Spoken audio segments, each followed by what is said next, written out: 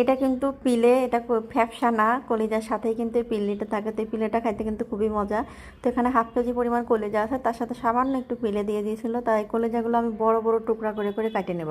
তো এটা দেখেন কত বড় বড় করে টুকরা করতেছি। তো এইভাবে টুকরা করে কাটে নিব। কাটে নিয়ে আমি এটা ভালোভাবে ধুয়ে নিব। সবগুলো আমার কাটা শেষ, এখন আমি ভালো করে ধুয়ে নিলাম। দেখেন কতটা রক্ত বেরোচ্ছে। এখন ধুয়ে নেওয়ার পরে এটা আমি ভাপায় নিব। অনেকে এইভাবে কলিজাটা রান্না করেন, এতে করে ঝোলের মধ্যে যে নোংরা রক্তগুলা মিক্সড হয়ে যায়, খাইতে খুবই বাজে লাগে, ঝোলটা গ্যাদগ্যাদে হয়ে যায়। তো অনেকে আমি গ্রামে দেখছি রান্না করতে গিয়ে কিন্তু কোনো রকম ভাপায় নেয় না। তো আমি অনেকে শিখাই দিয়ে আসছে। তো কেউ কেউ আবার আমাকে বলেন যে কলিজা কীভাবে রান্না করেন।